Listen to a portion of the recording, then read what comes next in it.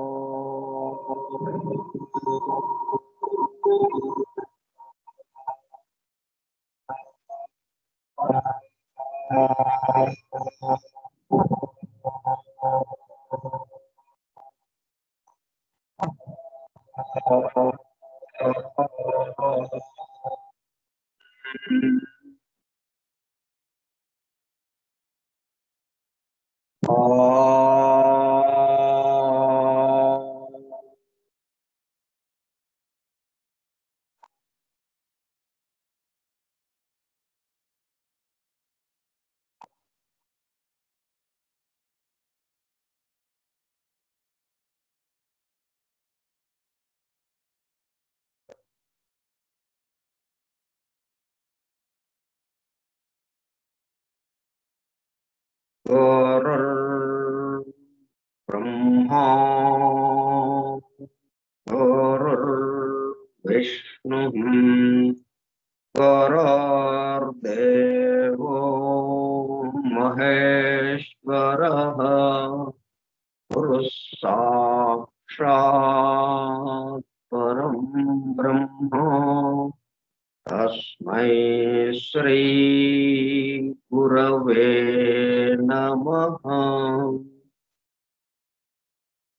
Vyasam Vasishthanaptaram Saktehi Putramakalmasham Parasaratmajam Vande Sukatatam Taponitim Shuklam Varadharam Vishnu Sasivarnam Chaturbhujam Sannavadanam Dhyayet Sarva Vighnopashamtane Agaja Anana Padmatham Gajanana Maharnisham Anekadam Tam Bhaktanam Ekadantamupasmahe Vakratunda Mahakaya Koti Surya Samaprabha Nirvignam Kuru me Deva Sarvakaryesu Sarvada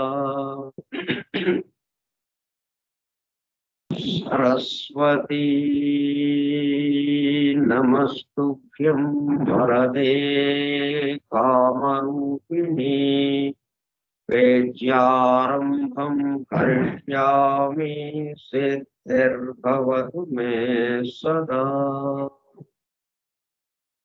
Om Bhurvasavaha Om Tatsavitarvarenyam Bhargo Devasya Dhimahi Dhiyo Yo Prachodayat.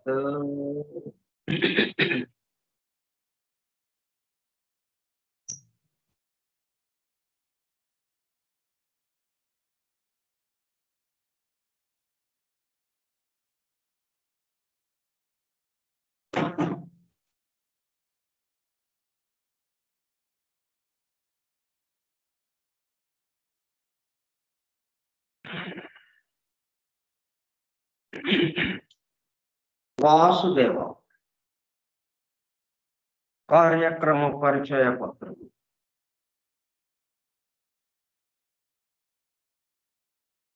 Forum for Truth Seekers, సత్యాన్వేషకుల బృందం. పరమగురువులు హెలినా పెట్రోనా Blavatsky ద్వారా సమస్త మానవాళి ఆధ్యాత్మిక అభివృద్ధి పరిపూర్ణతల కొరకు అందించిన Magnum opus పరమ అద్భుత దివ్య గ్రంథము ద సీక్రెట్ డాక్ట్రిన్ రహస్య సత్య సూత్రము వాల్యూమ్ 1 కాస్మోజెనసిస్ ప్రథమ సంపుటము బ్రహ్మాండోత్పత్తి క్రమము Part 1 Cosmic Evolution in 7 stanzas from the Book of Dhyan. ప్రథమ భాగము ధ్యాన గ్రంథములోని 7 స్టాంజాస్ లో వివరింపబడిన బ్రహ్మాండ పరిణామం.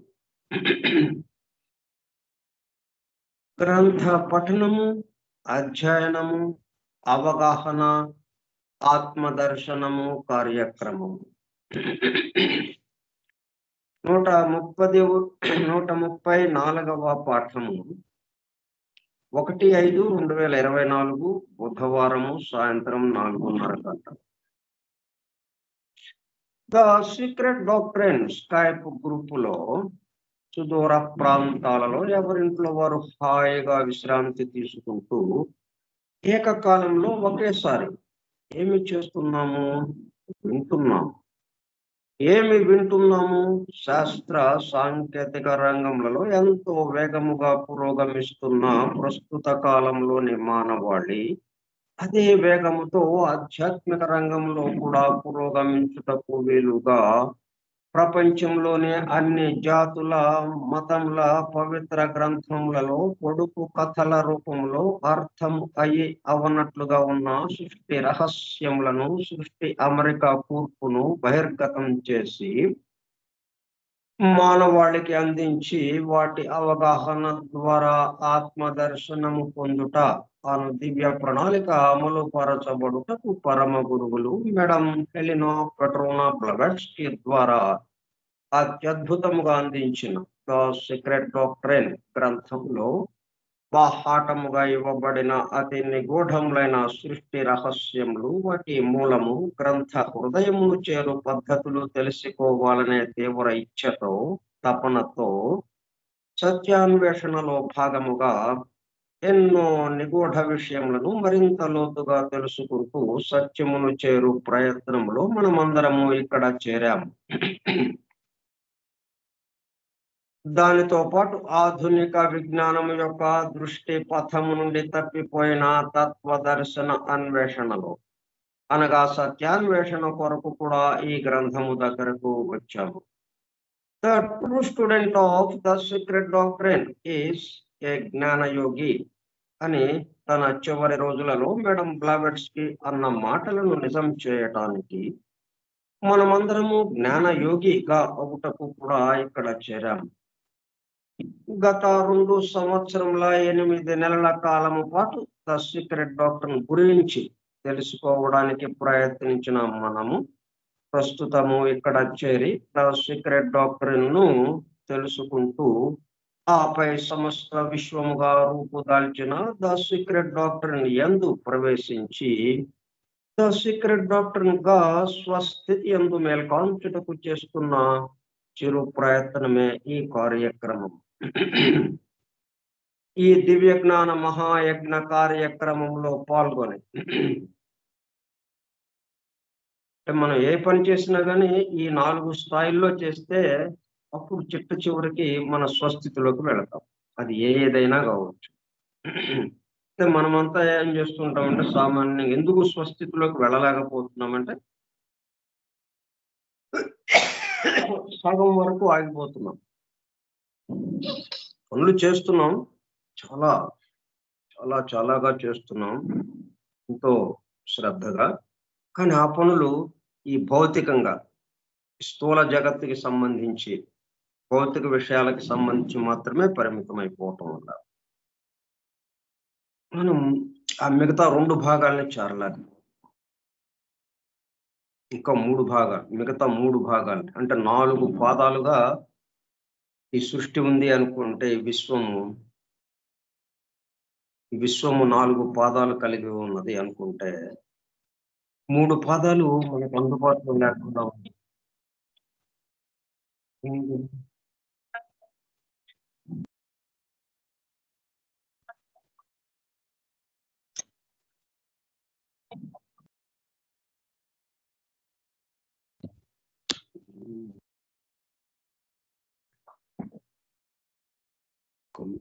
చూడు,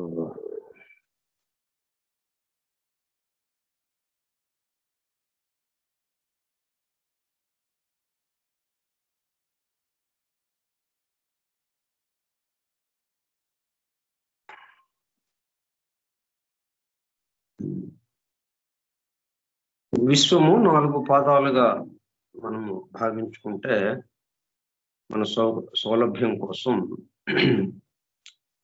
ఒక భాగం మాత్రమే మనకు అందుబాటులో ఉంది. మిగతా 3 భాగాలు దివిలో ఉన్నాయి. పాదోస్య విశ్వభూతాని త్రిపాదశ్యామృతం దివి. ఒక పాదం మాత్రం ఈ భూలోకంగా ఉంది. మిగతా 3 భాగాలు దివ్య లోకాల్లో ఉన్నాయి, దివిలో ఉంది అన్నట్టుగా మనకి పురుష సూక్తం చెప్తోంది.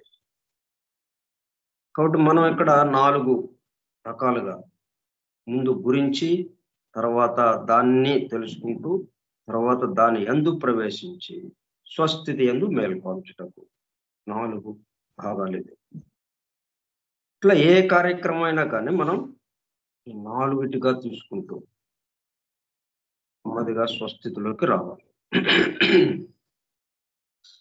ఇప్పుడు మనకి మేకాళ్ళే ఈరోజు కార్మిక దినోత్సవంగా చేసుకుంటున్నారు.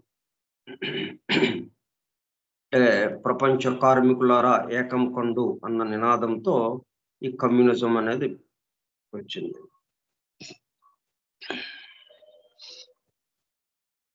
అది ఎందుకు వచ్చింది? యాంత్రిక యుగం ప్రారంభమయ్యేటప్పుడు కల్లా పెద్ద పెద్ద ఫ్యాక్టరీలు, అక్కడ పని పరిస్థితులు, అక్కడ కార్మికులుగా పనులు చేయటం, కార్మికులుగా చేరి వాళ్ళ యొక్క పని పరిస్థితులు,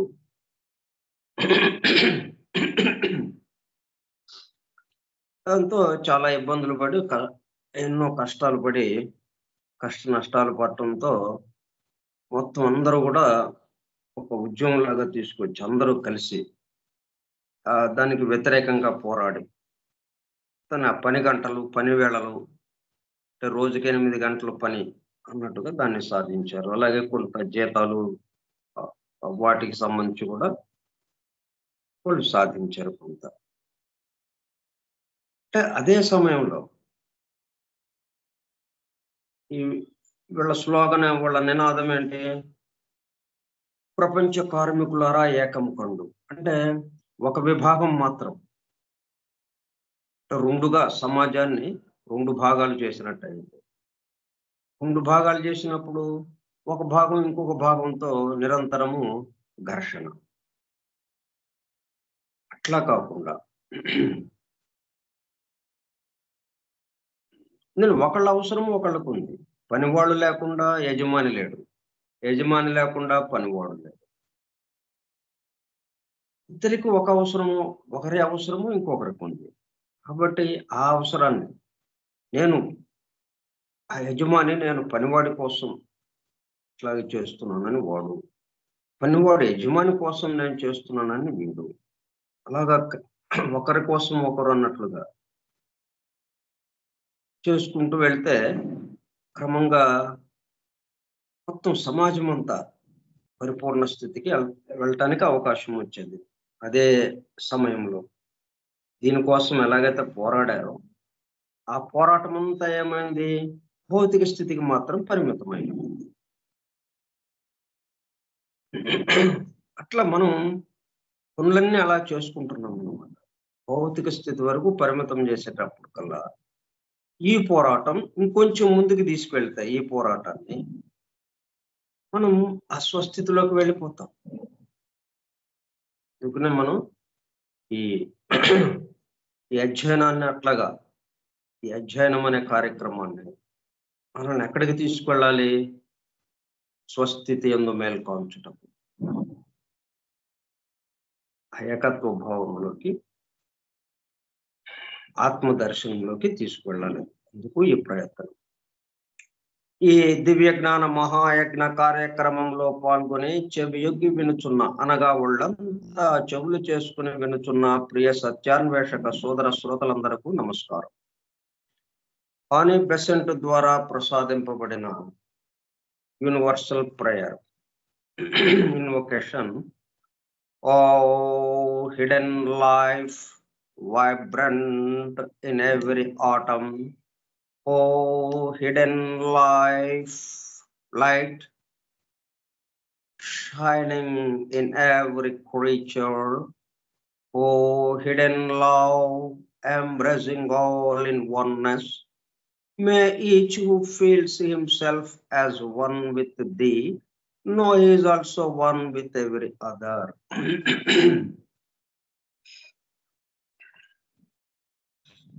మనం స్టాంజా 1లో ఉన్నాం. దాంట్లో 7వ శ్లోకానికి సంబంధించిన విషయాలు తెలుసుకుంటున్నాం. దాని మొదటి 2 భాగాలుగా ఇచ్చారు. అది మొదటి భాగం, the causes of existence had been done away with. ఇంతకు ముందటి వ్యక్త సృష్టి ఉనికికి ఆధారమైన కారణాలు తొలగించబడతారు.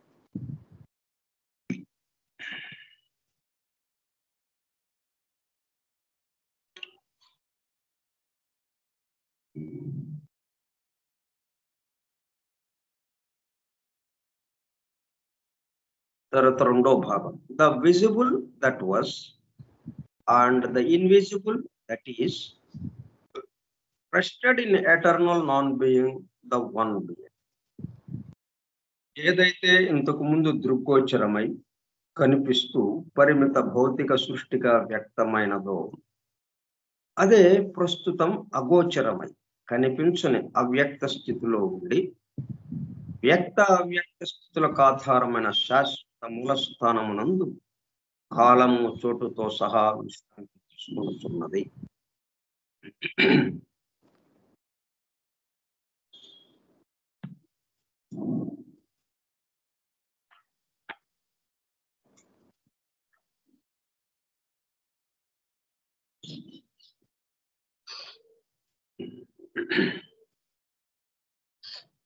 నాన్ బీయింగ్ లో విశ్రాంతి తీసుకొనిచున్నది అని అంటున్నాం. అవ్యక్త స్థితిలో అంటే రకరకాల స్థితులు మనకి. తను ఒక్కడే ఉన్న స్థితి ఒకటి, ఒక్కటే ఉన్న స్థితి ఒకటి. దాంట్లో ఒకటి ఉంది అని చెప్పడానికి ఇంకొకటి లేడు అక్కడ. అటువంటి స్థితి ఒకటి ఉన్నది. తర్వాత తన సంకల్పము రావడం, ఆ సంకల్పం ద్వారా ఈ సృష్టి ప్రారంభించబడటం, తన సంకల్పాన్ని నిజం చేయటానికి సృష్టి నిర్మాణం చేయటం సంకల్పానుసారం. అది సృష్టి స్థితిగా మారింది. దాన్ని సృష్టి స్థితి అంటున్నాం. అంటే అది ఎట్లా ఉందో దాన్ని బట్టి దాని పేరు పెడుతూ ఉన్నాం మనం.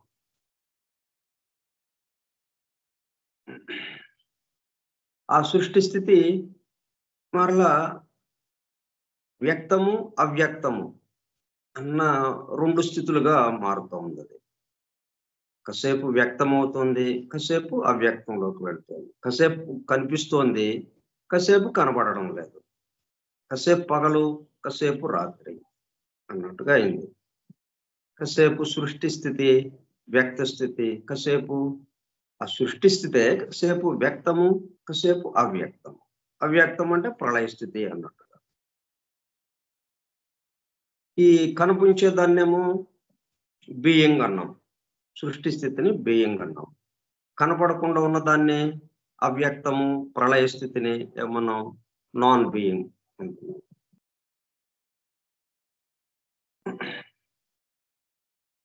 సృష్టి జరుగుతూనే ఉంది, కానీ ఇప్పుడు కనపట్లేదు, మనకి దుర్గోచరం కావటం లేదు, అదృశ్యమైంది. అందుకు నాన్, అక్కడ లేదు, ఉంది లేదు, అట్లాగో వచ్చింది. ఈ 2 కలిపి ఒకటే సృష్టి స్థితి. ఏదైతే ఉన్నది అన్న దాని యొక్క కొనసాగింపుగా ఉన్నది కార్యరూపంలోకి వచ్చేటప్పటికి సృష్టి స్థితిగా ఏదైతే ఉందో దాన్ని వన్ బీయింగ్ అన్నాం. In our case the one being is the noumenon of all the noumenon. అయితే అది ఎలా జరుగుతుంది అంటే జీవముగా మనకి కంటికి కనపడకుండా, మనకు కనపడేది ఏదైనా కానీ రూప జగత్తుకి సంబంధించిందిగానే ఉంది.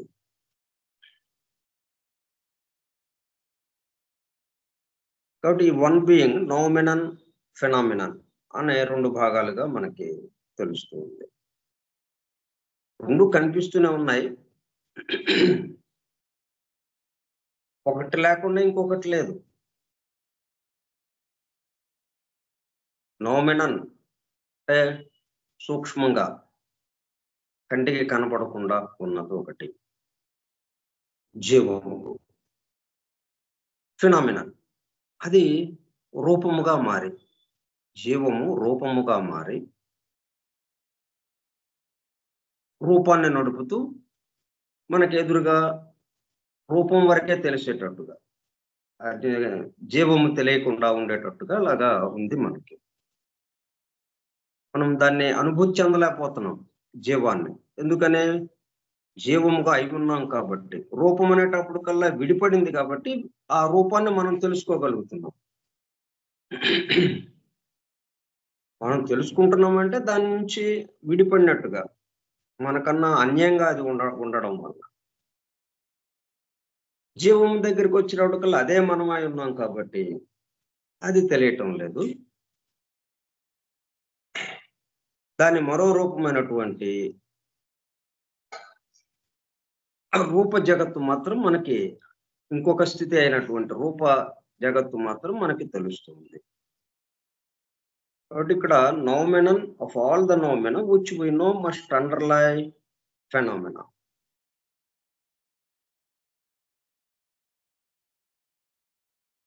No must underlie phenomena. మనకు కనిపించేది దృగ్విషయాలు ఏవైతే ఉన్నాయో, మనకి తెలిసే సమస్తము, మనకి దృశ్యమానంగా కనిపిస్తున్నది, మన పంచేంద్రియాలకు అందుతున్నది, ఈ సమస్తముకి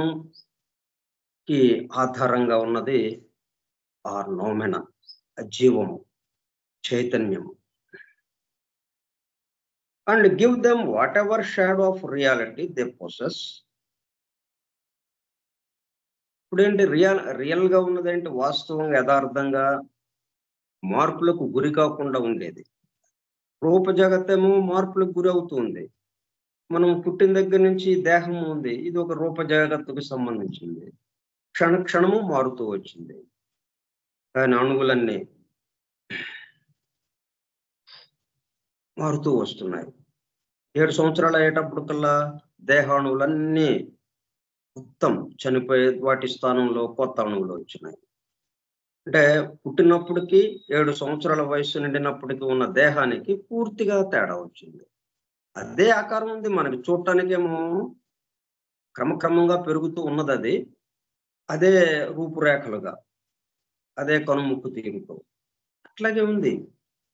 కానీ అది ఏ అణువులతో అయితే అది ఏర్పడిందో, ఆ అణువులన్నీ కొత్త అణువులుగా వచ్చినాయి 7 సంవత్సరాలకి. అట్లాగే 14కి, అట్లా 7గా 21 సంవత్సరాలు నిండేటప్పటికల్లా పూర్తిగా కొత్త అణువులతో నిర్మితమైంది దేహం అంతా. ఇట్లా అన్ని రూప జగత్తు అనేటప్పటికల్లా మార్పులకి గురి అవుతూ ఉంది. కానీ దాన్ని నడుపుతున్నటువంటి జీవము, దాంట్లో ఏమి మార్పు లేదు. అందువల్ల షాడో ఆఫ్ రియాలిటీ, ఈ రూప జగత్ ఏంటి, దేహము, ఇంకా మనకు తెలుస్తున్నటువంటి సమస్తము షాడో, అది నీడ, ఛాయ. దేని యొక్క ఛాయ? Reality, shadow of reality. అక్కడ రియాలిటీ ఉంది అని మనకి తెలియజెప్పడానికి అన్నట్టుగా ఈ రూప జగత్తు ఉంది. ఈ షాడో కూడా ఎక్కడి నుంచి వచ్చింది? చైతన్యమే షాడోగా మారింది, చైతన్యమే రూపంగా మారింది.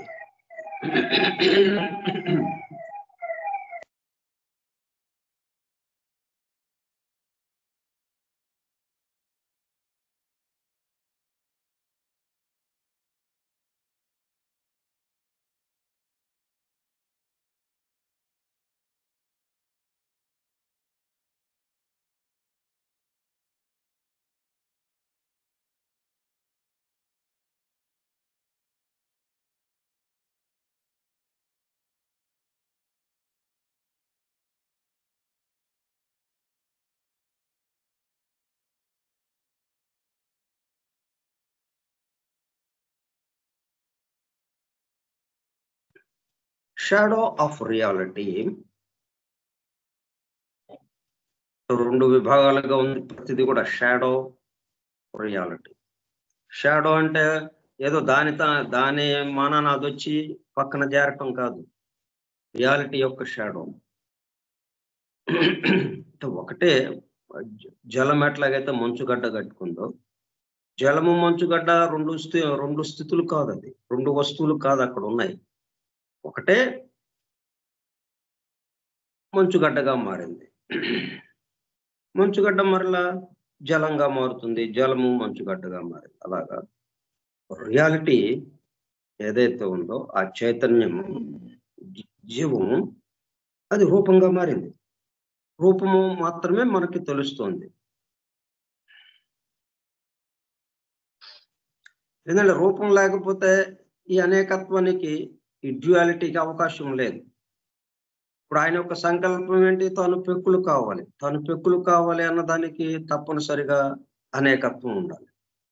అనేకత్వం రావాలంటే అది సోలిడిఫై అవ్వాలి.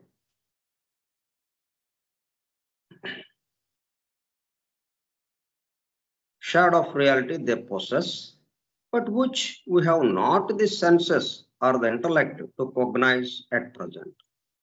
కానీ ప్రస్తుతానికి మనకు అందుబాటులో ఉన్నది, దాన్ని అనుభూతి చెందలేకపోతున్నాం.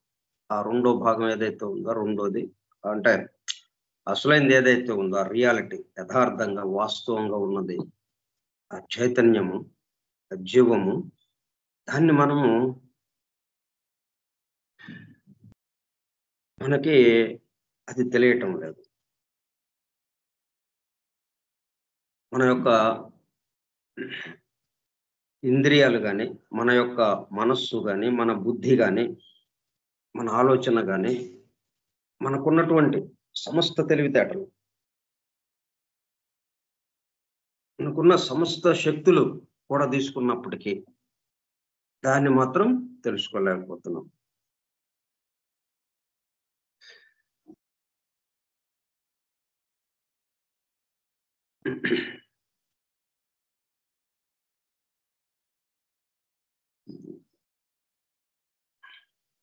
మరి అట్లాగే తెలియకుండా ఉండిపోతుందంటే ఈ లా ఆఫ్ ఎవల్యూషన్ ద్వారా క్రమక్రమంగా మనం ఫ్యాక్టరీలో ఎలాగైతే గుండ్రంగా తిరుగుతూ ఆ వస్తువు, ఒక ముడి వస్తువుని అక్కడ గుండ్రంగా తిరిగేటట్టు చేసి, అలాగే ఎన్నోసార్లు తిరిగిన తర్వాత దాంట్లో ఉన్నటువంటి వస్తువు ఏదైతే ఉందో అది బయటికి ఎలాగైతే వస్తుందో, దాంట్లో గర్భితంగా మనకి మన పంచేంద్రియాలకు అందకుండా ఉన్నది ఏదో ఉంది ఒకటి, పెట్రోలియం కానీ, అన్ని శుద్ధి కేంద్రాలు ఇవన్నీ ఉన్నాయి. ఇటు బంగారం కానీ, ఇట్లా మనకు కావాల్సినవి ఏవైనా కానీ నేరుగా మనకి దొరకటం లేదు. దాంట్లో నుంచి మనము వెలికి తీసుకోవాల్సి వస్తుంది. అట్లాగే మనకి ఈ జీవము పట్ల, ఈ చైతన్యం పట్ల మనం మేలు కాంచడానికి ఇలా కొంతకాలం ఆ లా ఆఫ్ ఎవల్యూషన్ ద్వారా, పరిణామ ధర్మము ద్వారా పరిణమిస్తూ అభివృద్ధి చెందుతూ క్రమక్రమంగా దాని యందు మనం మేలు కాంచటం అనేది తప్పనిసరిగా జరుగుతుంది. ఎందుకు? ఆయన యొక్క సంకల్పం సగభాగమే జరిగింది. ఇప్పుడు తాను పెక్కులు కావాలి అన్న దాంట్లో 2 కలిసి ఉన్నాయి. ఒకటి అనేకత్వంగా రావటం. అనేకత్వంగా వచ్చిన తర్వాత మనం నిజస్థితి మర్చిపోతాం. కాబట్టి అనేకత్వం అయిన తర్వాత నెక్స్ట్ ఏంటి? నిజస్థితిని గుర్తుకు తెచ్చుకోవటం.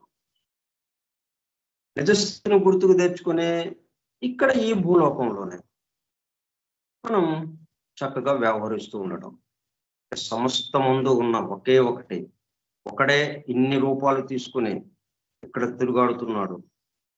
సమస్త ముందు ఒకటే ఉన్నది అన్న భావనతో, అన్న ఎరుకతో అన్న అనుభూతితో మనం ఇక్కడ పనులు చేస్తూ ఉండడం. అప్పుడు ఆయన సంకల్పం పూర్తిగా నెరవేరినట్టు అవుతుంది. సంకల్పము తాను పెక్కులు కావాలి అన్న దాంట్లో 2 భాగాలుగా ఉంది. ఎట్లాగైతే రూపము, జీవము అనే 2 భాగాలతో ఈ సమస్త సృష్టి, విశ్వము మొత్తము ఎలాగైతే నిండి ఉన్నదో, ఈ రెండిటితో కలుపుకొని ఒకటి కనిపించేది, ఒకటి కనపడకుండా ఉన్నది. అంటే ముందుగా ఏం చూస్తాం, ఏమవుతోంది, కనిపించేదిగా మారుతున్నాం మనం. కనిపించేదిగా మారుతున్నామంటే మొత్తం అనేకత్వంలోకి వచ్చేసాం. తర్వాత కనపడనిది ఒకటి ఉంది, మనకి దృగ్గోచరం కానిది, మనకు అనుభూతిలోకి రానిది ఇంకొకటేదో ఉంది, అసలైంది, రియాలిటీ. దాన్ని అనుభూతిలోకి తెచ్చుకొని అప్పుడు ఆ అనుభూతితో ఎక్కడ ఎవరితో వ్యవహరించినా కానీ నేనే ఇక్కడ ఉంది, ఈ సమస్త ముందు నేనే ఉన్నాను అన్న ఎరుకతో, నేను తప్ప ఇంకొకటి ఏమీ ఇక్కడ లేదు అన్న దాంతో ఒకళ్ళకొకళ్ళము. నేనే ఉన్నప్పుడు నా పట్ల నాకు ఏముంటుంది, ప్రేమే ఉంటుంది, ఇంకేముంటుంది. నా పట్ల నాకు ద్వేషం ఉన్నది కదా. ఎంత చిన్న ఇదిగా ఉన్నా, ఎంత పరిమితమైపోయి ఉన్నప్పటికీ నేను నా పట్ల ఎంతో ప్రేమతో ఉంటాను, ఎంతో గౌరవంతో. అప్పుడు ఇదంతా నేనే అన్నప్పుడు అందరితోనూ ప్రేమగా ఉంటాను. అక్కడ ఉంది నేనే, ఇక్కడ ఉన్నది నేనే అనే భావన వచ్చేటప్పుడు కన్నా ప్రేమతో నిండిపోతుంది. ఇప్పుడు ప్రేమగా అందరం ఒకళ్ళకొకళ్ళం వ్యవహరించుకుంటూ ఉండడం, అప్పటికి అది ఆయన యొక్క సంకల్పం పూర్తవుతుంది. ఇప్పుడు సగభాగం జరిగింది, మిగతా సగభాగానికి ఈ ఎవల్యూషన్ ద్వారా నెమ్మదిగా దాంట్లోకి వెళ్తాం. అయితే దాన్ని ఎప్పుడుకో జరిగే దాన్ని కాకుండా దానంతటా దానికి జరగాలంటే ఎన్నో జన్మలు పడుతుంది. అప్పుడు దాకా ఆగకుండా ఇప్పుడే పొందొచ్చా, తప్పనిసరిగా పొందొచ్చు. ఎందుకంటే అదే అయి ఉన్నాం కాబట్టి. అట్లా అది కాకుండా వేరేగా ఉండి దానిలాగా తయారు చేయాలంటే టైం పడుతుంది, సమయం పడుతుంది. కానీ మనం అదే అయి ఉన్నాం, దైవం తప్ప ఇంకోటి లేదు. ఇక్కడ దైవ అంశగానే ఉన్నాం, మనం దైవంగానే ఉన్నాము. కాబట్టి ఈ క్షణంలోనైనా మనం ఆ భావంలోకి వెళ్ళిపోవచ్చు. అందుకు ఈ కార్యక్రమాలన్నీ,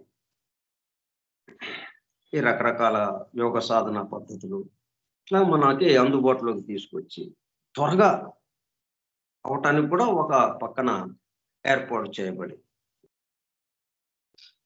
వీళ్ళ ద్వారా ఇంకా మిగతా వాళ్ళకి వాళ్ళు కూడా త్వరగా ఆ ఆధ్యాత్మిక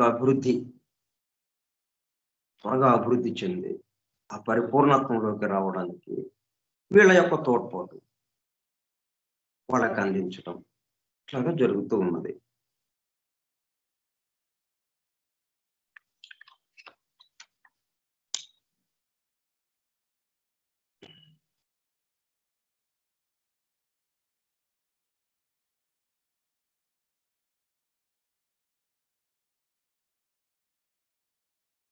But which we have not the senses or the intellect to cognize at present.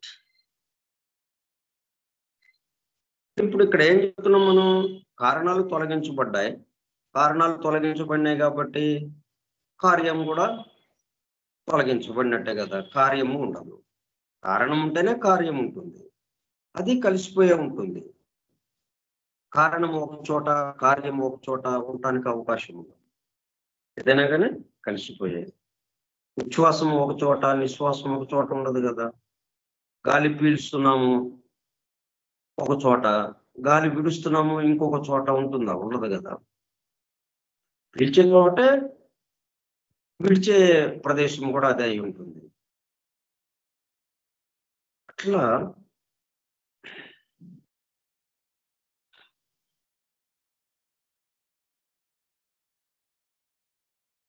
but which we have not the senses or the intellect to cognize at present. రెండు భాగాలు కలిసి ఉన్నప్పటికీ జీవము రూపము కలిసే ఉన్నప్పటికీ రూపం వరకే మనము పరిమితమై ఉన్నాము. ఇంకా జీవాన్ని మనం అనుభూతి చెందాల్సిన అవసరం ఉంది. అదే స్వస్థితి యందు మేల్కొంచడము అన్నది.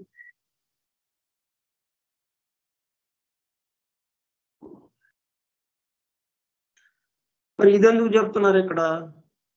మనకి ప్రళయ స్థితి గురించి కదా. ప్రళయ స్థితి ఎలాగా ఉంటుంది అని అంటున్నారు. అది కారణాలు తొలగించబడ్డాయి కాబట్టి కార్యాలు కూడా తొలగించబడ్డాయి, మొత్తం స్తంభించిపోయింది.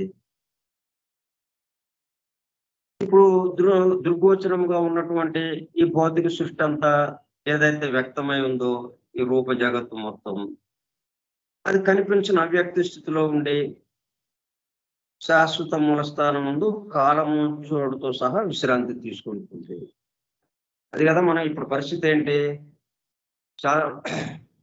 అక్కడ ఈ కాలము దేశము కూడా విశ్రాంతి తీసుకుంటున్నటువంటి ఆ శాశ్వత మూలస్థానంలో ఇప్పుడు ఈ మొత్తం సృష్టి అంతా అవ్యక్తంలోకి వెళ్ళిపోయింది. ఎందుకంటే కారణాలు తొలగించబడ్డాయి కాబట్టి ఈ కార్యము కూడా సృష్టి కూడా దాంట్లోకి విశ్రాంతి తీసుకుంటూ ఉంది.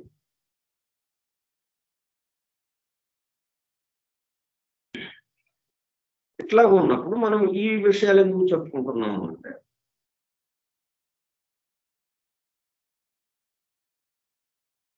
విశ్రాంతి తీసుకుంటూ ఉన్నా కానీ ఈ సృష్టి జరుగుతూనే ఉన్నది. ఈ సృష్టి జరుగుతూ ఉంది అంటే రూప జగత్తు, రూపము జీవము ఈ రెండు కలిపి జరుగుతూనే ఉంది. వీటి పట్ల మనం ఎక్కడ ఉన్నా కానీ, ఏ స్థితిలో ఉన్నా కానీ జీవము రూపము వీటి పట్ల అవగాహనతో సమస్త ముందు ఉన్న ఒకటే ఒకటి ఏదైతే ఉందో దాన్ని మనం అనుభూతి చెందుతూ ఎక్కడ ఉన్నా మన పనులు ఆ ఎరుకతో చేస్తూ ఉండడం, దానికి తగిన విధంగా. వ్యక్త సృష్టిలో ఉన్నప్పుడు దీనికి తగిన విధంగా, అవ్యక్త సృష్టిలో ఉన్నప్పుడు దానికి తగిన విధంగా. The impalpable atoms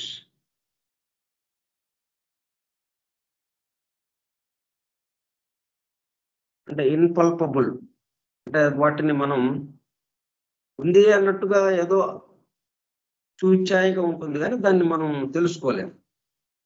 ఇంపల్పబుల్, that cannot be felt or easily conceivable. అంటే ఇంద్రియాలకి తెలియని, స్పర్శకు తెలియని, అవగాహన చేసుకోనలేని మనం అటువంటి the impalpable atoms of gold అంటే ఒక ఉదాహరణ ఇక్కడ చెప్తున్నాడు. రూపము జగత్తు, రూపము జీవము, ఈ జీవాన్ని మనము అవగాహనలోకి తెచ్చుకోలేకపోతున్నాం కదా, మనం దాని అనుభూతిలోకి తెచ్చుకోలేకపోతున్నాం. రూపం వరకే పరిమితం అవుతున్నాం. మిగతా 3 భాగాలతో కలిసి ఉన్నటువంటి జీవం ఏదైతే ఉందో దాన్ని మనకి అనుభూతిలోకి తెచ్చుకోలేకపోతున్నాం.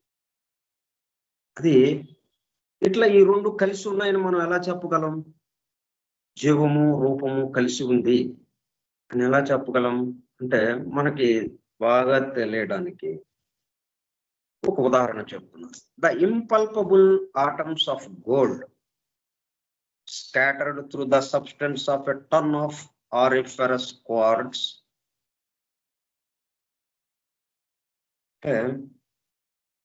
ఒక టన్ను బంగారం మనకి ఆ మట్టిలో కలిసిపోయి ఉంటుంది. అది ఆ గనుల్లో మొత్తం కలిసిపోయి ప్రత్యేకంగా విడిగా తీయడానికి అది దాంట్లో కలిసిపోయి ఉంటుంది. కానీ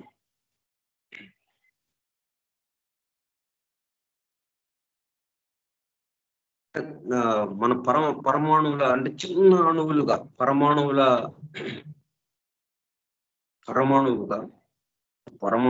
ద ఇంపల్పబుల్ ఆటమ్స్, మనకి ఇంద్రియాలకి తెలియని, మనకి నేరుగా మనం దాన్ని గ్రహించలేని అటువంటి అణువులతో కూడుకుని ఉన్నటువంటి బంగారం ఎట్లా ఉంది అక్కడ?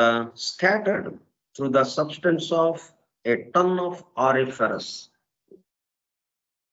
మొత్తం ఒక టన్ను పదార్థం తీసుకుంటాం, ఒక టన్ను బరువైనటువంటి చల్లా చెదురుగా పడి ఉందన్నమాట. అక్కడ గనుల్లో చల్లా చెదురుగా ఒక టన్ను పదార్థంలో చల్లా చెదురుగా పడి ఉంది. ఆరిఫరస్ అంటే స్వర్ణోత్పాదకమైనటువంటి, అంటే yielding gold, turn into gold. మన గనుల్లో దొరికే ముడి ఖనిజం, ముడి ఇనుప ఖనిజం లాగానే అన్ని ముడిగా దొరుకుతాయి మనకి, మొత్తం కలిసిపోయి ఉంటాయి. వాటి నుంచి మనకు కావాల్సింది బయటకు తీయడం, వెలికి తీయడం. మనకు కావాల్సింది బంగారం, మనకు కావాలి ఆ బంగారాన్ని వెలికి తీయటం. మరి అంతకుముందు లేదా? దాంట్లోనే ఉంది, అక్కడే ఉంది. ఇట్లా మనకు కావలసిన బంగారాన్ని ఎంత జాగ్రత్తగా, ఎంత శ్రమ కూర్చి వాటిని గనుల్లోకి వెళ్ళి, ఆ గనులు లోపలికి వెళ్ళి అక్కడి నుంచి బయటకు తీసుకొచ్చి దాన్ని ప్రాసెస్గా ఒక శుద్ధి చేసి, వాటిని ఎన్నో ప్రక్రియల ద్వారా శుద్ధి ప్రక్రియలు చేసి శుద్ధి చేసి దాన్ని మనకు కావాల్సిన బంగారాన్ని బయటకు తెచ్చుకుంటున్నాం, దాని నుంచి బయటకు లాగుతున్నాం. ఒక టన్ను ఆ మొత్తం అక్కడ పదార్థం అంతా చల్లా చెదురుగా ఉంటే దాంట్లో నుంచి ఒక గ్రాముల్లాగా, 1 కేజీలో 2 కేజీలో అన్నట్టుగా బంగారం వస్తుంది. అంత దానికి ఎంత శ్రమ పడాల్సి వస్తుందో చూడండి. మనకి కోలార్ గోల్డ్ ఫీల్డ్స్ అని బెంగళూరు మన కర్ణాటకలో ఉన్నాయి. అక్కడికి వెళ్ళి చూస్తే మనకు తెలుస్తుంది ఆ బంగారం ఎలాగా బయటకు తీస్తున్నారు.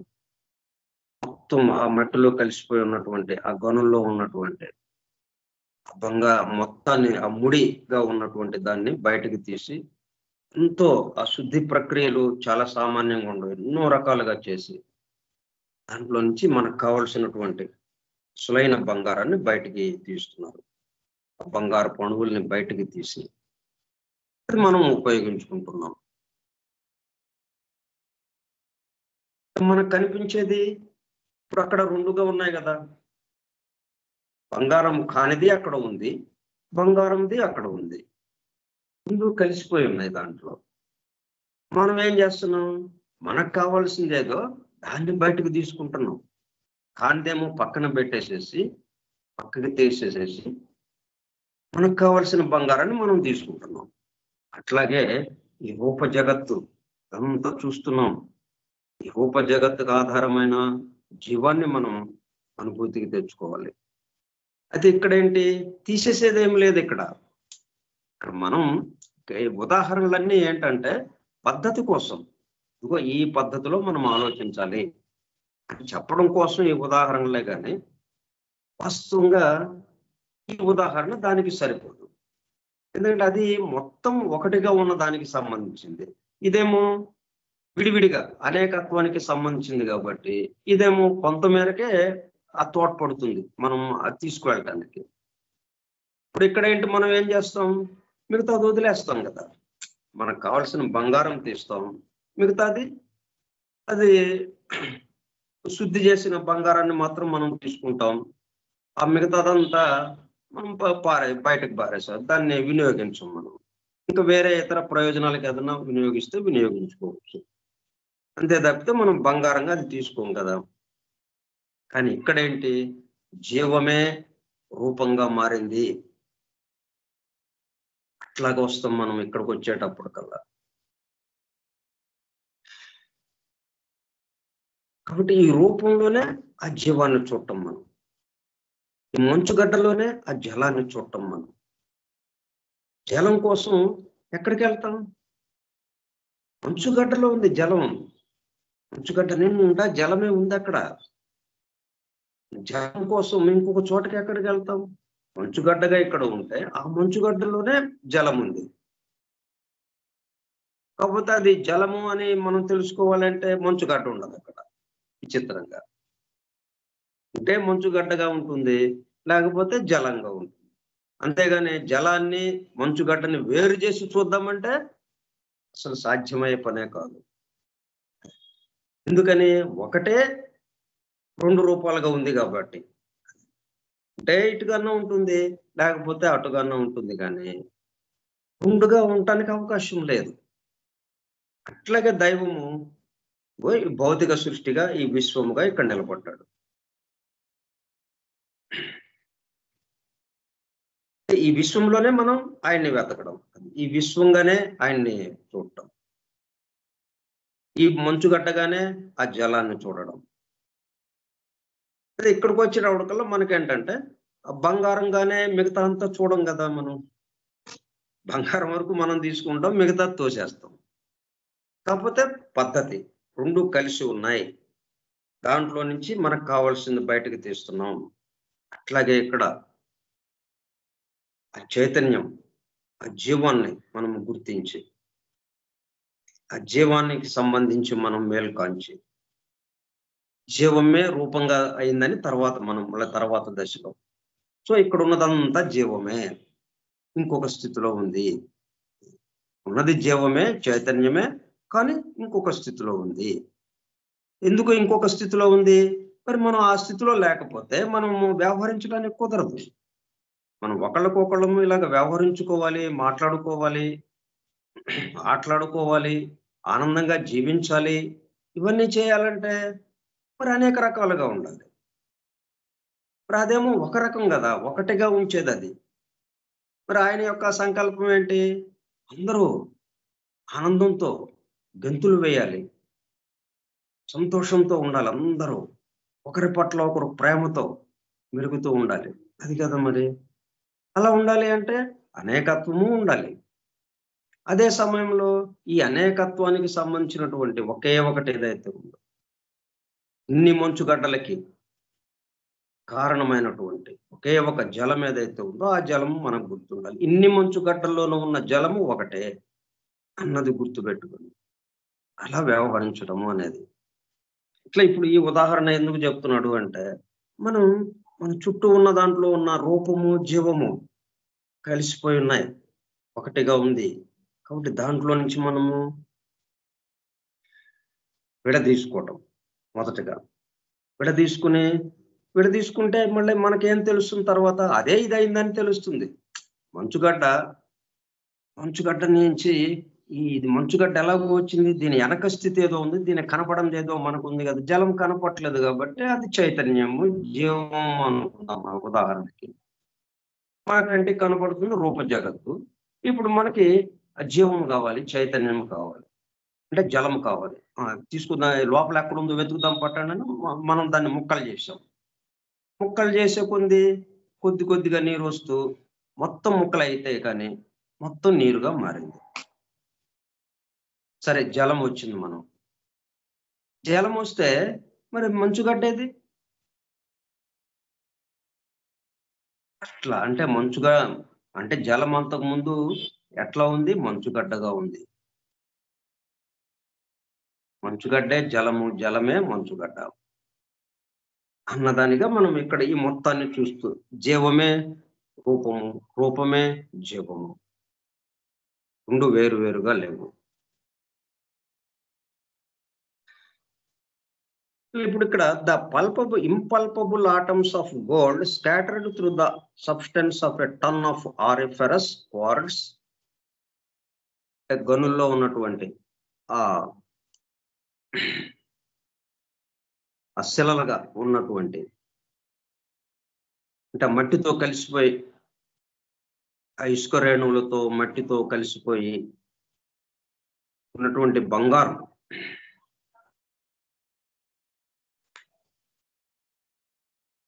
Maybe imperceptible to the naked eye. మనం మామూలుగా వెళ్ళి చూస్తే ఆ తవ్వేవాడికి బంగారం కనిపించింది అనుకోండి, జేబులో వేసుకుని వెళ్ళిపోతాడు. అక్కడ కనపడదు, అది imperceptible. Maybe imperceptible to the naked eye. మన మామూలు కంటికి ఆఫ్ ద మైనర్, అంటే ఆ తవ్వేవాడు ఎవడైతే ఉన్నాడో, గనుల్లో తవ్వుతూ ఉన్న వాళ్ళు ఎవరైతే ఉన్నారో వాళ్ళకి ఆ బంగారం విడిగా ఏమీ కనపడదు. మొత్తం కలిసిపోయి అసలు బంగారం ఉందో లేదో కూడా తెలియదు. కానీ మొత్తం తవ్వి తీయాలి. ఎక్కడ ఉంటే ఉండొచ్చు. దాన్ని అలా వదిలేస్తే మళ్ళీ దాంట్లో కూడా ఉంటుందేమో కదా! అందువల్ల దేన్ని వదిలిపెట్టకుండా మొత్తాన్ని తవ్వి బయటికి పంపిస్తాడు. అలా పైకొస్తుంది భూమి మీదకి. నేల మీదకొచ్చిన తర్వాత వాళ్ళు దాన్ని ప్రాసెస్ చేసి దాంట్లో ఆ బంగారు పణుగుల్ని బయటికి తీసి ఆ మొత్తం కలిపి ఒక దిమ్మలాగాను ఇట్లాగా తయారు చేస్తారు. నేకెడ్ ఐకి మాత్రం కనపడదు మనకి.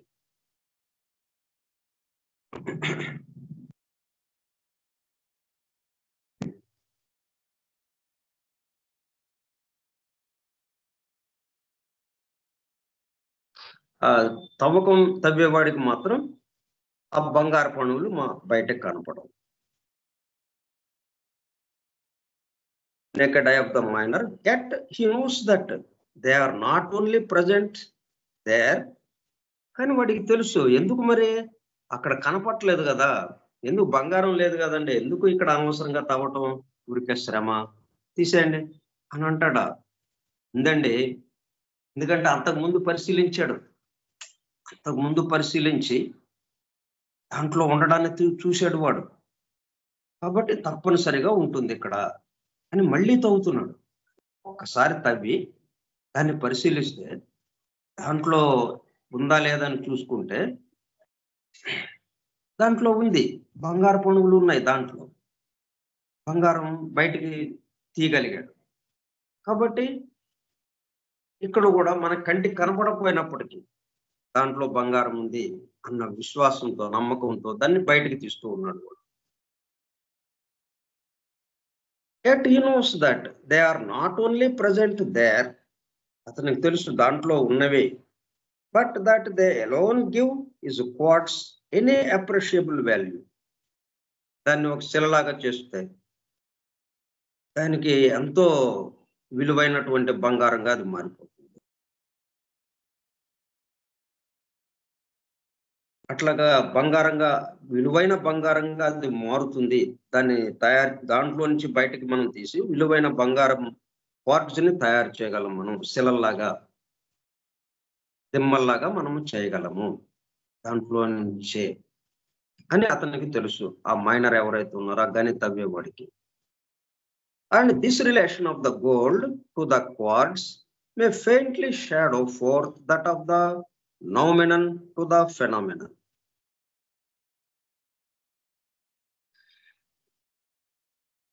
అంటే క్వార్ట్జ్‌కి అది ఎట్లాగైతే మార్పు చేయబడిందో ఆ బంగారం, దానికి ఆ బంగారానికి ఉన్న సంబంధమే నౌమెనన్, ఫెనామెనన్. అంటే చైతన్యము, రూపము. ఒకదానికి ఒకటి ఉన్న సంబంధం.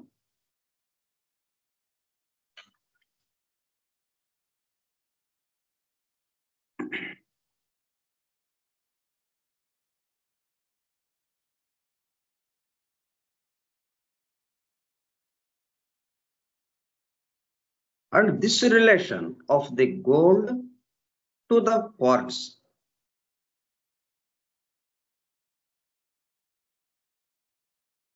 అంతకుముందేమో కనపడలేదు. మనకి బంగారం కనపడలేదు కదా! కనపడని బంగారం ఇప్పుడు దాంట్లో నుంచి బయటకు తీసి ఒక దిమ్మలాగా చేసేటప్పటికల్లా, ఒక బంగారపు కడ్డీలాగా, ఒక బంగారపు దిమ్మలాగా చేసేటప్పటికి దానికి ఎంతో విలువైనటువంటి ఇది అయిందది. ఎంతో విలువైన బంగారంగా మారిపోయిందది. కాబట్టి కనబడని బంగారం ఏదైతే దాంట్లో ఉందో, అట్లాగే బంగారం కడ్డీగా ఎలాగైతే దాంట్లో నుంచే తీశాడో, బంగారపు కడ్డీ ఎక్కడి నుంచి వచ్చింది? బంగారపు దిమ్మ ఎక్కడి నుంచి వచ్చింది? ఆ మట్టిలో నుంచే, ఆ గనుల్లో నుంచే వచ్చిందది. కానీ అక్కడ చూస్తే అది కనపడలా అసలు మనకి. అట్లాగే and this relation of the gold to the quartz may faintly shadow forth that of the noumenon to the phenomenon. ఇప్పుడు ఈ బంగారపు కడ్డీ, బంగారపు దిమ్మ చిట్ట చివరగా ఏదైతే మనం బయటికి తీసుకొచ్చామో పెరికి, ఇప్పుడు విడిగా తయారు చేశాము, ఇది ఫెనామెనన్. అంటే బయటికి మనకు పంచేంద్రియాలకి మనకి తెలిసేది, అంటే రూప జగత్తుకి సంబంధించింది. భౌతికంగా స్థూల జగత్తుకి సంబంధించింది, రూప జగత్తుకి సంబంధించింది. మరి అంతకుముందు ఎక్కడుంది ఇది? అంతకుముందు ఇట్లా లేదే మరి. అంతకుముందు నౌమెనన్ గా ఉంది. నౌమెనన్ అంటాం. అంతకు ముందున్న స్థితిని నౌమెనన్, అంటే సూక్ష్మ స్థితిలో ఉంది అక్కడ. ఇక్కడ స్థూలానికి వచ్చేసింది. ఇక్కడ సూక్ష్మము, స్థూలము, అది దృగ్గోచరముగా, అగోచరముగా, మనకు కనబడనిదిగా ఉన్నది అక్కడ నోమినన్ గా. అదే ఫినామినన్ గా మారింది, మనకి కనపడేదానిగా మారింది. అంటే మనకు కనబడేది ఏదైనా కానీ కనబడని దాని నుంచే కనబడే దాంట్లోకి వస్తుంది. ఇది మనం గమనించాలి. ఇటువంటి చిన్న ఉదాహరణలు, ఇటువంటి ఉదాహరణల నుంచి మనం జాగ్రత్తగా ఆలోచించుకుంటూ, ఎందుకు ఇచ్చారు ఈ ఉదాహరణ? దీనికి మనము ఈ దైవము, ఆ చైతన్యము అని ఏదైతే అనుకుంటున్నామో, ఈ స్థూలానికి, ఈ స్థూల జగత్తు, ఈ రూప జగత్తు అని ఏదైతే అనుకుంటున్నామో, మనకు కనబడేదానికి కనపడంది ఏదో ఉంది కదా. ఈ కనపడేదానికి ఆధారం ఏదై ఉండాలి? కనపడంది ఏదో ఒకటి ఉంది. ఈ కనపడే మనకి బంగారు కడ్డి, బంగారు దెమ్మ, ఈ దీనికి ఏది ఆధారమై ఉండాలి? ఎట్లా వచ్చింది ఇది? అంటే కనపడకుండా ఆ గనుల్లో, ఆ మట్టిలో కలిసిపోయి ఉన్నటువంటి బంగారము. అట్లాగే ఇది కూడా కనబడకుండా ఈ మొత్తంలో కలిసిపోయి ఉంది చైతన్యము. ఆ చైతన్యమే రూపంగా మారింది. ఆ జలమే మంచుగడ్డగా మారింది. ఎందుకంటే మనకు మంచుగడ్డే కనిపిస్తోంది ఎక్కడ చూసినా కానీ. జలం అసలు ఎక్కడ లేదు మనకి. జలస్థితి మనకి లేదు. మంచుగడ్డ స్థితే మనకి తెలిసింది అంటే మంచుగడ్డ స్థితి. అది సొలిడిఫై అయిపోతేనే మనకు పంచేంద్రియాలకు అందుతుంది. పృథ్వీతత్వంలోకి రాకుండా మనకి తెలియబట్టడానికి అవకాశం లేదు. పృథ్వీతత్వంలోకి వస్తేనే అది మనకి తెలుస్తుంది. ఎందుకంటే మనము పృథ్వీతత్వానికి సంబంధించిన వాళ్ళంగా ఉన్నాం కాబట్టి.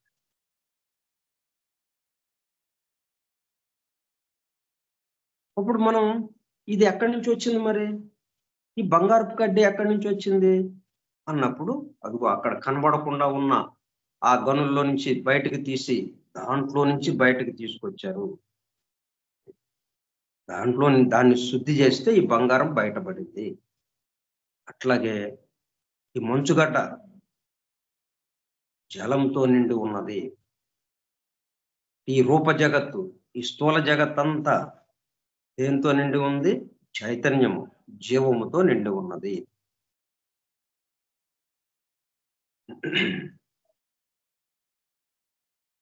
అంటే ఒక పక్కన ప్రళయ స్థితి గురించి చెప్తూ, మళ్ళీ ఇంకో పక్కనేంటి, ఇదంతా ఎట్లాగుంది, ఆ ఒకటిని మనం దర్శించడం ఎలాగా? పనిలో పనిగా. ఎందుకంటే ఒకటిలోకి వెళ్ళిపోయాం మనం ఇప్పుడు. ప్రళయ స్థితి అనేటప్పుడు కల్లా ఎక్కడ అనేకత్వం లేదు దాదాపుగా. మొత్తం విశ్రాంతి తీసుకుంటా ఉన్నాయి. మొత్తం స్తంభించిపోయింది. ఎక్కడ ఏమి చడి చప్పుడు లేదు. మొత్తం నిద్రపోతూ ఉన్నారు. ఏం చడి చప్పుడు లేదు. అనేకత్వము అన్నది లేని భావంలో ఉండిపోయాం ఇప్పుడు. అభావం, శూన్యంలో ఉన్నట్టుగా, ఏకత్వంలో ఉన్నట్టుగా అయిపోయింది ఇప్పుడు.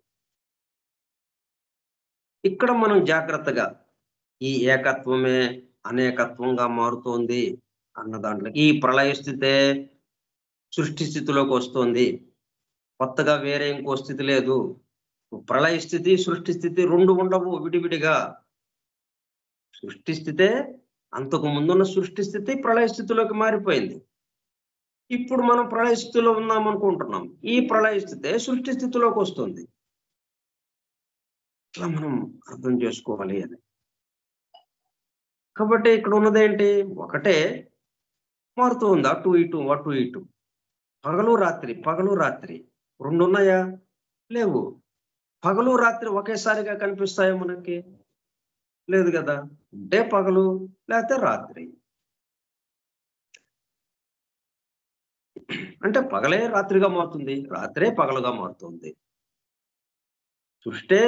సృష్టి స్థితే ప్రళయ స్థితికి వెళుతోంది, ప్రళయ స్థితే సృష్టి స్థితిలోకి వెళుతోంది. ఆ భావం మనకి ఇక్కడ ఆహ్, అది మన మనసులో నాటుకోవటానికి. ఇక్కడ ప్రత్యేకంగా మనకి వివరిస్తూ ఉన్నారు పనిలో పనిగా. ప్రళయ స్థితిని వివరిస్తున్నారు. అంటే ప్రళయ స్థితిని ఒక మాట చెప్పడం ప్రళయ స్థితి గురించి. మిగతా 4, 5 మాటలు అదిగో బాబు ఉన్నది ఒకటే. ఒకటే అటు ఇటు మారుతున్నాయి. కాబట్టి అన్నిట్లోనూ మొత్తంలో ఒకటిని దర్శించండి అని మనల్ని జ్ఞానయోగిగా మార్చడానికి ప్రయత్నం జరుగుతుంది. జ్ఞానయోగిగా మనం మేల్కాంచటానికి, మన స్వస్థితిలో యందు మేల్కాంచటానికి ప్రయత్నం జరుగుతోంది పనిలో పనిగా. But the minor knows what the gold will look like when extracted from the quartz, whereas the common mortal can form no conception of the reality of things separated from the Maya which veils them and in which they are hidden. ఇట్లా బంగారము వెలికి తీసేవాడు ఎవరైతే ఉన్నాడో, బంగారపు గని కార్మికుడు ఎవరైతే ఉన్నారో, ఆ బంగారంని ఆ గనిలో నుంచి బయటకి తీసి, దాంట్లో నుంచి బంగారాన్ని వెలికి తీసి, బంగారపు కడ్డీలుగా, బంగారపు దిమ్మలుగా తయారు చేసి, దాన్ని వినియోగంలోకి తీసుకురావడము అనేది ఏదైతే ఉందో, అది మొత్తం ఎవరికి తెలుసు? అక్కడ గనిలో పనిచేస్తున్న వాళ్ళకి తెలుసు. ఆ గని యజమానికి తెలుసు, ఎవరైతే చేపిస్తున్నారో. అట్లాగే అక్కడ చేస్తున్న వాళ్ళకి. మళ్ళీ అక్కడ యజమాని ఉంటాడుగా ఒకడు. ఈ కార్మికులే వెళ్ళి తవ్వి బయటకు తీసుకురారు కదా! అదంతా చేయించడానికి మళ్ళీ ఒకడు కావాలి. వాడే యజమాని. ఆ గనికి అది గనులన్నీ ఎవరై మరి? ప్రభుత్వానికి. అందుకని ప్రభుత్వం దగ్గర వాడు తను అది తీసి బయటకు తీసి బంగారాన్ని తీసుకొస్తానని వాడు ఆ టెండర్ వేసి గనుల తవ్వకానికి సంబంధించి అతను ఆ టెండర్ తీసుకుని ఆ టెండర్ వేసి అతనికి ఆ పనిని అప్పజెప్తే ప్రభుత్వం అతను చేస్తూ ఉంటాడు. ఆయన కింద కొంతమంది పని వాళ్ళని పెట్టుకుని ఈ పని చేస్తూ ఉంటాడు. వాళ్ళిద్దరికీ బాగా తెలుసు. ప్రభుత్వానికి గాని, అలాగే ఈ టెండర్ దక్కించుకున్న వాడికి గాని, అంటే ఈ పనిని దక్కించుకున్న వాడికి గాని, అక్కడ గనుల్లో పనిచేసే వాళ్ళకి కానీ దీంట్లో బంగారం ఉంది. మనం వెళ్ళి చూస్తే ఇక్కడ బంగారం ఎలా ఉంటుంది? ఇదంతా మట్టి అయితే భలేవాళ్ళే, ఇక్కడ బంగారం ఏంటండి అని అంటాం మనం. ఇక్కడ మనకి మామూలు కంటికి అది కనపడదు.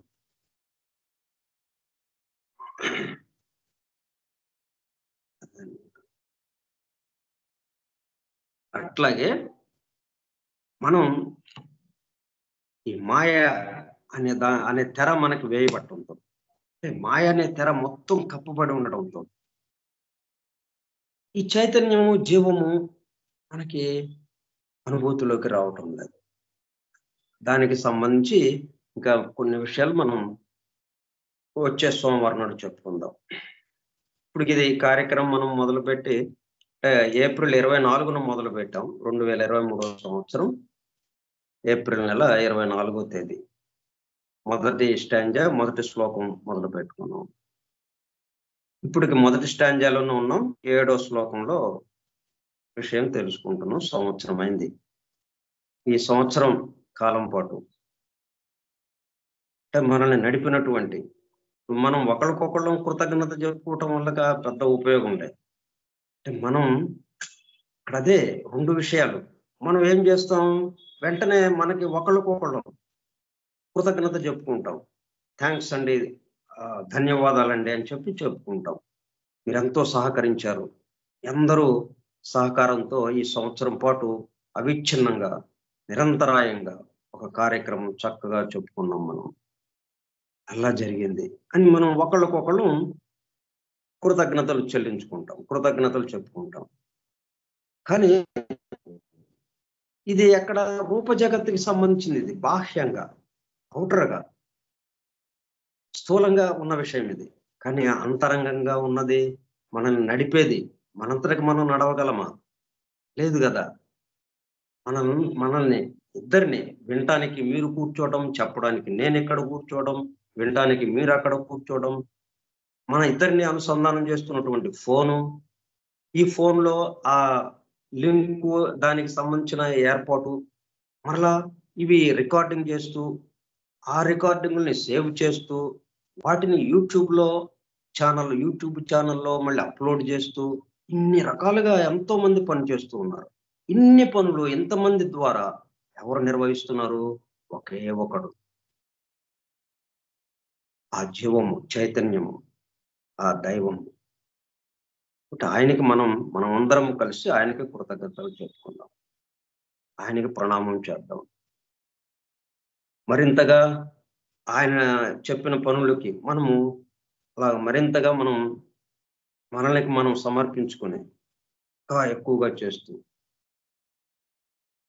చక్కటి అనుభూతితో ఆయన కోసం మనం ఇక్కడున్నాం అన్న భావనతో, ఈ ఒక్క పనే కాదు మిగతా మన జీవితంలోని అన్ని పనులు గూడా ఆయన కోసమే అన్నట్టుగా మనం ముందుకు వెళ్ళటానికి ఇది ఉపయోగపడేటట్టు చేయమని చేద్దాం.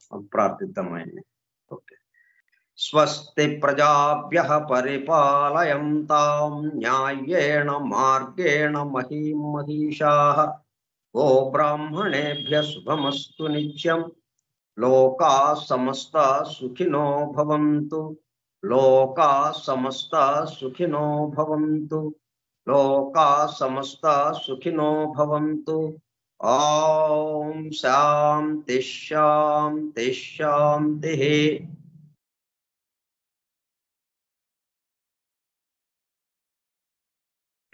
మనందరి యందు ఉన్నటువంటి ఒకే ఒకడెవరున్నారో ఆ వాసుదేవుడికి మనందరము ప్రణామం చేద్దాం. వాసుదేవ.